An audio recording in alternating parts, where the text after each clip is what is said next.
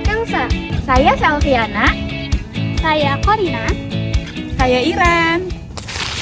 Tahukah kamu, banyak perusahaan gagal mencapai target bukan karena ketidakmampuan karyawan, tapi karena sistem manajemen yang dimiliki tidak berjalan secara optimal. Kali ini kita akan membahas mengenai performance management khususnya dalam model Ken Blanchard and Gary Rice yang efektif. Performance management adalah proses berkelanjutan untuk memastikan kinerja individu dan tim sejalan dengan tujuan organisasi.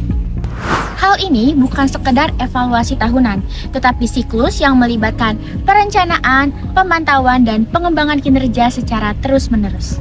Adapun tujuan dan manfaat dari manajemen kinerja. Yang pertama, menyelaraskan kinerja individu dengan strategi organisasi. Yang kedua, memberikan umpan balik yang jelas dan tepat waktu. Dan yang terakhir, tentunya mendorong perkembangan keterampilan. Manfaatnya, produktivitas meningkat, komunikasi yang lebih terbuka, dan karyawan merasa lebih dihargai.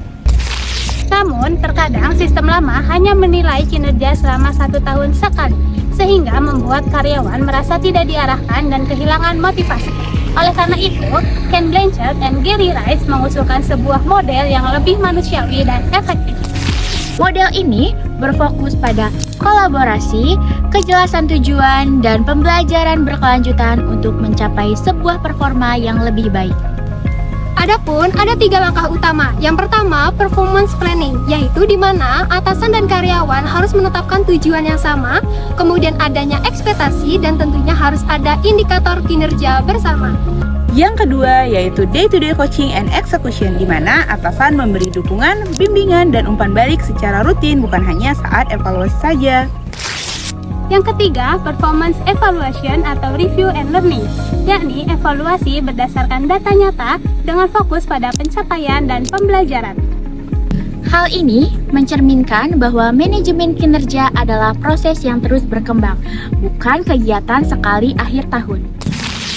Misalnya, di sebuah perusahaan YD40 Company, yang dimana perusahaan ini menjual produk-produk pemecah masalah seperti pada bengkel, pabrik, dan rumah-rumah di seluruh dunia.